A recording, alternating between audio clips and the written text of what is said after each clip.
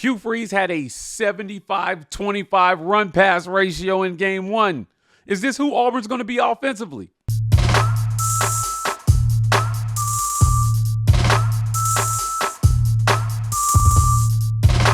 Welcome on into the Auburn Express, powered by the War Report. I'm your host, Mike G. Thank you so much for turning us on and turning us up. We'll turn it out.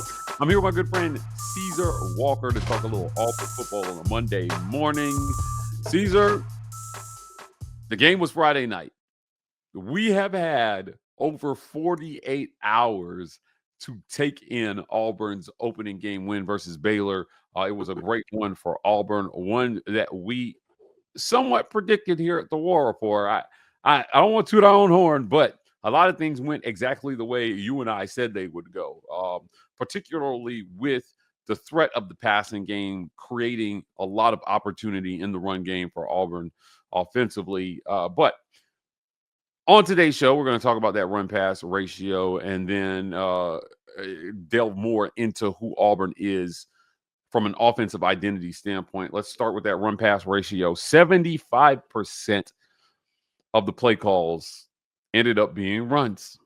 Now, we talked about Hugh Freeze's most effective split being about 55-45, but as it turned out, Baylor could not stop a toddler from running the ball on Friday night, and so Auburn just said, screw it.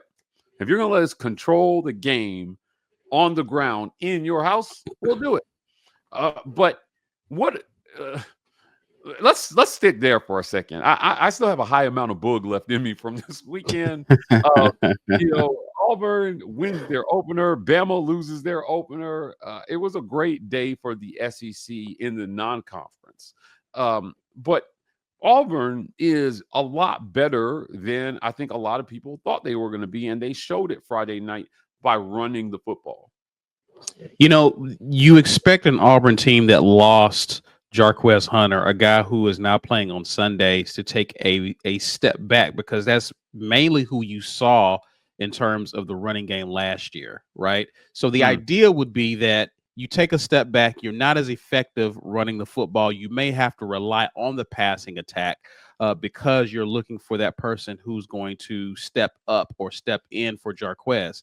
Obviously, those of us who follow Auburn has been aware that it's been a long time coming for Damari, Alston, a long time coming for Jeremiah Cobb to get out there and show what they can do. Obviously, I expected Damari Alston to do well, but I'm so ecstatic, Mike. I'm so excited for Jeremiah Cobb to be able to show what he can do, because this is a guy who we've been seeing a lot on speed sweeps. We've seen him coming out of the backfield catching passes. We haven't been able to see him consistently have the opportunities to run between the tackles and get yards. And Mike, he did that on Friday night against Baylor. He was able to run between the tackles to the tune of 16 carries for 74 yards. As a matter of fact, him and Damari got an equal split of carries, 16 apiece, averaging over 5 yards per carry.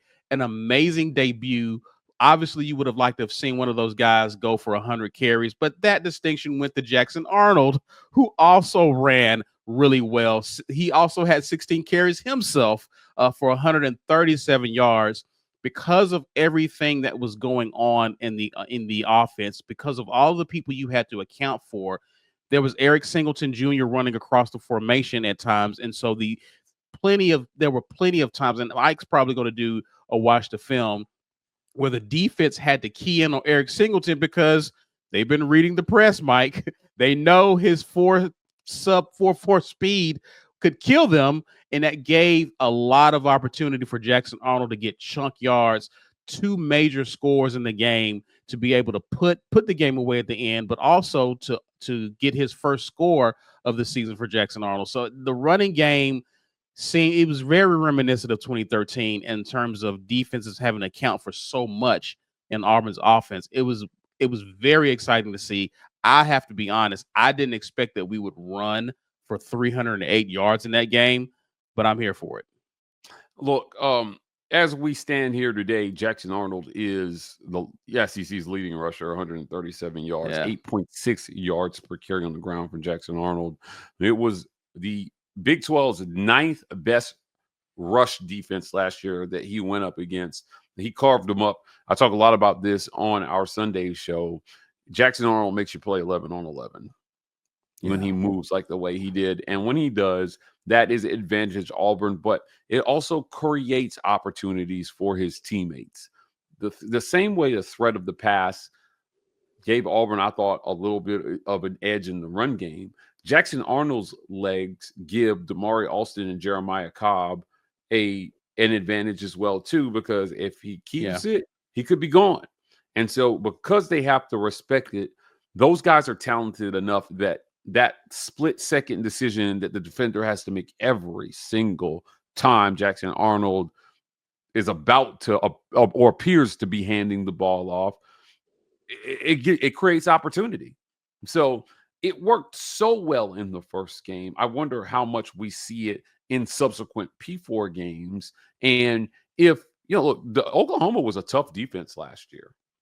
Auburn opens SEC play versus Oklahoma in Norman on the road. So your next P4 game is another tough road test.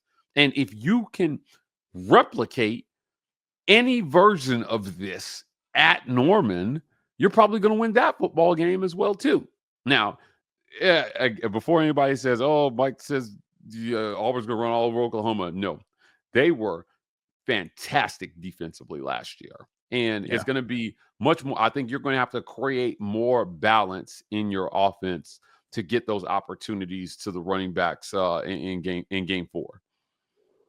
I agree.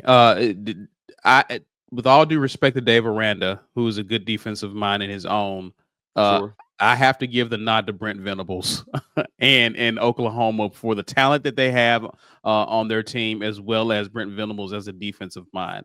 I'll be curious to see, and I think this is the thing, Mike. How will teams defend Auburn in the future? I did not expect for Dave Aranda to defend Auburn the way that he did. He was determined that, you know what, I am willing to give up these runs, these 5 to 6 yard runs, if it means that we completely eliminate the threat of the big play. Dave Aranda was determined to keep everything in front of him. But Mike, it's death by 1,000 cuts if you're going to concede the run in this way, right? And so it's almost pick your poison if you're so concerned about Cam Coleman, if you're so concerned about Eric Singleton, Malcolm Simmons, Horatio Fields, if you're concerned about those guys, that you're basically allowing Damari, Alston, and Jeremiah Cobb to eat. I would be surprised to see how teams proceed to defend Auburn in the future because, again, especially in P4 competition, because it's athlete on athlete. Auburn has athletes all over the field on the offensive side of the ball. So it's what are you willing to live with? Are you willing to live with these types of runs? Because, again, you're giving Auburn the opportunity to truly control not only the line of scrimmage, but time of possession as well as the game. And so it'll be interesting to see how more talented teams decide to defend Auburn and what they try to force Auburn to do. You're basically going to decide, I'm going to see if you can throw the ball on us, or I'm going to see if you can actually run the ball against our front seven. It'll be interesting to see what teams do week in and week out. Couldn't agree more. Look, Oklahoma was the 5th best run defense in the league last year at 115 yards per game allowed. They were the 7th best pass defense in the SEC with 203 yards allowed through the air. I mean, Jackson Arnold beat Alabama last year. After yesterday, as we're recording this, I'm not sure that beating Alabama is going to be as tough a task as it once was. But those were the point is those were high-level athletes that they did that against last year, where Jackson Arnold went out a great game, and they subsequently had a very, very good defensive day versus Alabama. As a matter of fact, I want to remind everybody, in 2024, the Oklahoma Sooners beat Alabama. What was the final score of that game?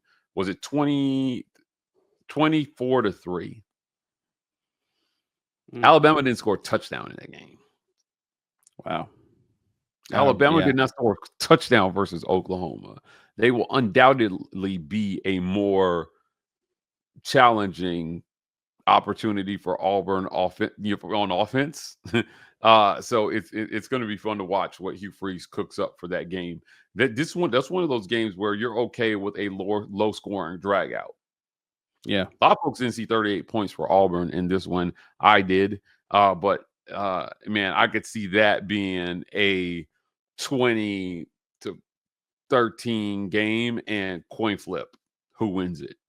So not ready to give Yeah. predictions quite yet, but that's the next big test. Auburn should be 3-0, barring a disaster headed into their SEC opener versus Oklahoma. Listen. And I'm not. This isn't me making a prediction for Oklahoma, but one of the things that was to me, what was so amazing to me, and we can kind of talk about this in the next segment, and I can elaborate further, is the decision making in terms of what Auburn was going to do from play to play against Oklahoma. Because if you recall, Auburn was in control of that game at home in Jordan-Hare.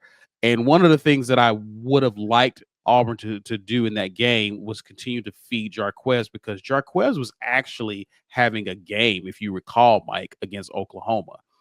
And so even though Oklahoma is they're stingier defense, a more talented defense, Auburn was having success running the football last year. Now, that's not even an indication of what they're going to do this year, but my hope and my belief is that they will have some success, probably not to the tune of 300 yards in a game like they did against Baylor, because I expect Oklahoma to have a much more comprehensive game plan for Auburn. But I think there will be opportunities in the run game. And so what I'm looking forward to 3 weeks from now is for Auburn to be able to take advantage of those opportunities once they present themselves. Looking forward to that as well, too. It's going to be a fun 2 weeks in the lead up to Oklahoma. We're going to have a ton of fun in Jordan-Hare before Auburn goes on the road for 2 road games back to back there at Oklahoma, at Texas A&M.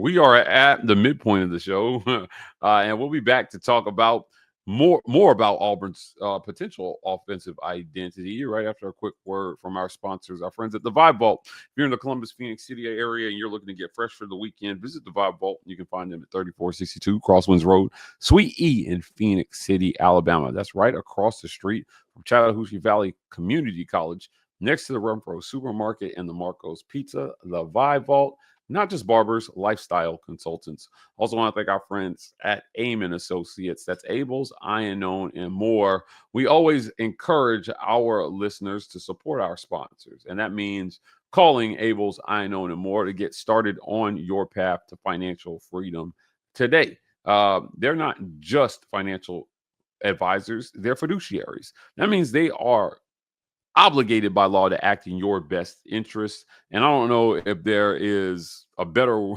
way to have somebody giving you financial advice. But the best part about their whole setup is there are no upfront costs. Abel's I Know More and Associates offer an initial consultation so you can see if they're the right fit for your needs. It's not just about investing. It's about creating a plan that gives you flexibility and helps you build wealth over time for yourself and for your family. Call AIM and Associates at 912-777-4128 or visit AIMC.com. I'm confident you'll be glad you did. You don't need millions of dollars to need a financial advisor. You just need a paycheck and some dreams, some goals, or something you care about, and these guys can help you. The War Report has been compensated by Abel's I Know More and Associates for this endorsement. Abel's I Know More and Associates is a registered investment advisor. Registration as an investment advisor does not imply a certain level of skill or training. The information in this advertisement is for informational purposes only and should not be considered personalized investment advice. All investing involves risk, including the potential for loss of principal, and past performance is not indicative of future results. I want to thank our friends at Golden's Cast Iron. Visit goldenscastiron.com/WR. Use code Get Your Weight Up for 15% off your weights and code TWR for $65 off fire pits and Kamado grills. Golden's Cast Iron, workout, grill out, chill out like Golden's Cast Iron. Also want to thank our friends at SetsForSociety.ai. If you are looking to start on the path to getting to know yourself better, SetsForSociety.ai has custom personality assessments that give you more insight, more window into how you think, how those around you think, how you guys can best think together. You want to be a better teammate, a better coworker, a better partner. Maybe you have a big project coming up and you want to be on the top of your game in terms of communicating your vision with those handling the project with you. Society.ai can help today. Visit their website to get your custom personality assessment started. To start, it costs nothing. So fill out the form and they'll get in contact with you to get you started on the road to knowing self better. Caesar, let's jump back into the conversation here. Who is Auburn going to be? Who are they going to be? Hugh Freeze received a lot of criticism last year for not running Jarquez Hunter more, and rightfully so. As we head into Ball State and South Alabama, I gotta believe they have to take some time to kind of tune up the pass game a little bit. Um, Cam Coleman, Perry Thompson, Eric Singleton, Malcolm Simmons, these guys are competitors. So they wanted to win. And I know that that was the most important thing to them this past Friday. However, they want to have fun too. And the run games, those guys were having a lot of fun. And I feel like you got to find some fun for those guys these next two games here so that you can tune up your pass game headed into SEC play. Yeah, and Mike, I don't expect defensive coordinators to be as stubborn as Dave Aranda was. And this is one of the things that I kind of mentioned in the weekend tailgate was that I don't think the game plan against Auburn was a bad one by Dave Aranda. I think it's a genius idea if you're Kirby Smart when you got athletes all over the field because you can go mano-a-mano at every position against Auburn and just hope for the best. But when you're outmatched, I don't know if it makes a lot of sense to keep playing two high safeties, right? And I think that there will be a lot of defensive coordinators from future opponents that aren't as talented as Auburn who are going to realize that, hey, we're just going to have to see what happens when we bring an additional safety in the box. And one of the things when you talk about Auburn's identity, Mike, their identity is the RPO. In other words, you're reading what the defense is dictating what decisions you're going to make play after play. And the reason why it didn't bother me that Auburn had a 75%, 75 to 25 run pass ratio is because the trigger man, the quarterback, was making good decisions. And I think last year, the reason why it became an issue is because the quarterback, not to say that the quarterback has to be perfect in this offense, Mike, because sometimes you're going to make bad decisions. But far too often and at key critical points, the QB did not make the right decision. And so if you're not making the right decision at critical points and you're not feeding Jarquez Hunter, yes, it becomes an issue of why aren't you running? Why aren't you making the obvious decision here? And so I think the identity of Auburn is going to take what the defense gives you. And if you have a quarterback in Jackson Arnold who is making the right decisions much more consistently, then what you're going to begin to see, Mike, is Auburn is going to begin to get the ball to some of its receivers on the outside. You're going to begin to see Auburn begin to give the ball to an Eric Singleton, a Malcolm Simmons. You're going to begin to see the passing attack open up because teams are going to say, what you're not going to do is run the ball on us.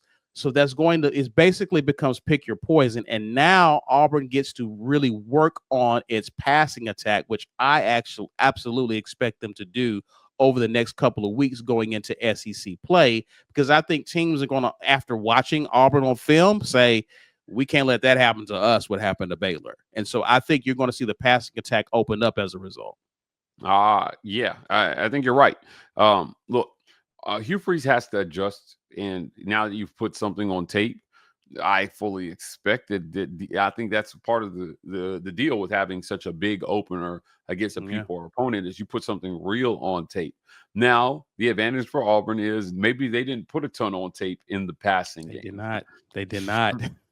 Yes, so it will be very, very interesting to see what that amounts to for Auburn. Now, you're talking about a Ball State team last year that was pretty close to the bottom of the MAC in terms of yards per game allowed, 433 yards allowed per game last year. I'm sorry, so far this year. Last year, they were next to dead last in the league at 454 yards per game allowed. Auburn should be able to do what they want in this game. Through one game, it's about the same for Ball State.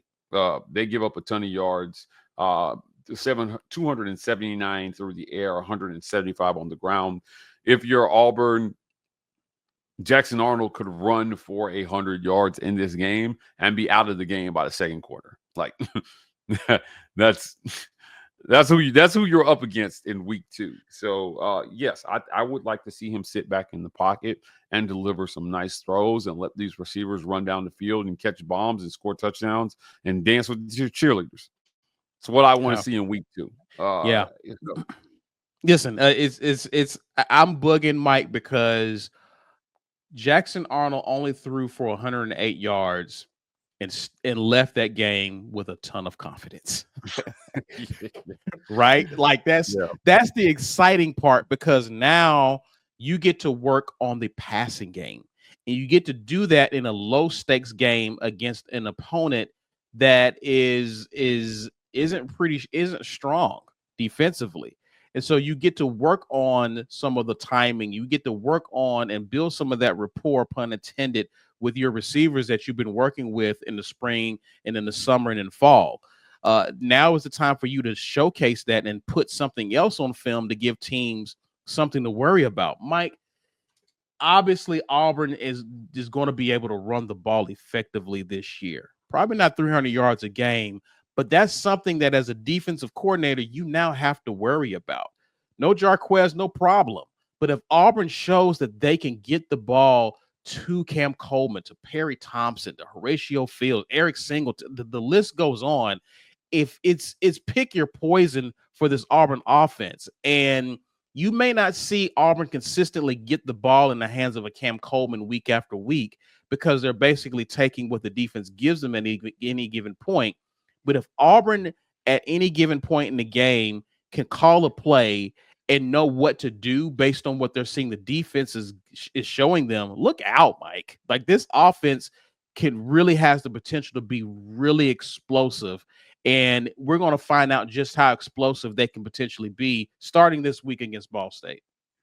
It's going to be fun. It's going to be a fun few weeks for Auburn fans, as Auburn expected to be 3-0 headed into their SEC opener at Oklahoma. You win that one. If for some reason we're sitting here and Auburn is 4-0, Auburn fans are going to show their whole behinds on Twitter. For everyone who said that they would be terrible and that they would miss a bowl game. Sweet redemption here in Hugh Freeze's third year on the Plains. Sweet redemption here for us here at the War Report. We called this one. A lot of people said we were wrong. We were right. We'll be back at you guys tomorrow. It's been another great edition of the Auburn Express, powered by the War Report. Guys, hit the comments. Let us know what you think about Auburn's offensive identity this season. Should they pass the ball more? Should they stick with the run? We want to hear from you. And while you're down there, smash that super thanks button. Your financial support helps keep the work that we're doing here at the War Report going. We are the War Report on every social media platform. TW Report on TikTok. Like and subscribe, guys. We're out. And as always, worry.